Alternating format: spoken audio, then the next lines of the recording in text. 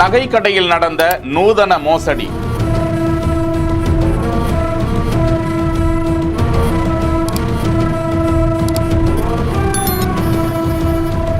சில நிமிடங்களில் இரும்பு காப்பை கையில் கொடுத்து 3,35,000 ரூபாயை ஆட்டையை போட்டுக்கொண்டு தப்பிய நபர்.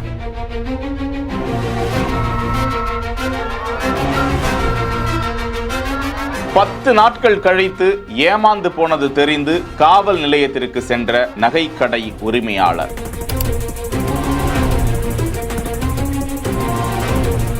திருவாரூர் மாவட்டம் கூத்தாநல்லூரில் தான் இந்த கூத்து அரங்கேறியிருக்கிறது. தேவராஜ் என்பவர் அங்கு பல ஆண்டுகளாகவே நகை அடகு கடை நடத்தி வருகிறார். அங்கேயே நகை விற்பனையிலும் ஈடுபட்டு வருகிறார்கள். அந்த கடைக்கு அருகாமையில் இருக்கக்கூடிய கிராமமான பாண்டுக்குடி கிராமத்திலிருந்து 32 வயதுடைய விஜய் என்ற நபர் வந்திருக்கிறார். தன்னிடமிருந்த காப்பை கையில் கொடுத்து அவசர தேவைக்காக பணம் தேவைப்படுகிறது, இதனை விற்பனை செய்ய வேண்டும் என தைரியமாக அசால்ட்டாக அமர்ந்திருந்திருக்கிறார். அருகாமை ஊரை சேர்ந்தவர் ஆதார் கார்டெல்லாம் கொடுக்கிறாரு. நம்பிக்கை இருக்காதா? நகையை தேய்ச்சி பார்த்தா அது தங்கம்னு வந்திருக்கு. இதுக்கு மேல சந்தேகம் என்ன?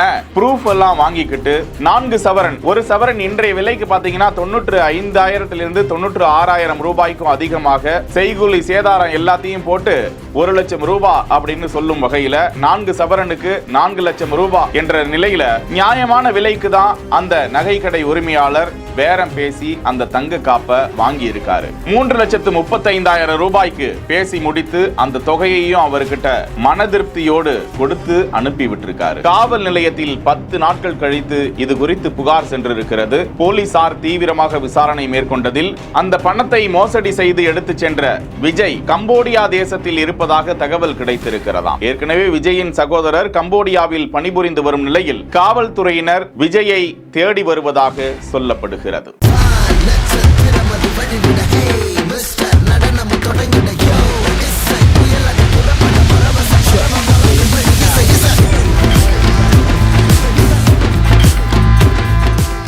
செய்திகளை வழங்குவோர் Lexco holidays, MCR pure cotton club, doctor Srivarma wellness. செய்திகளை உடனுக்குடன் தெரிந்து கொள்ள பிஹைண்ட் வுட்ஸ் நியூஸ் வாட்ஸ்அப் சேனலுடன் இணைந்திருங்கள்.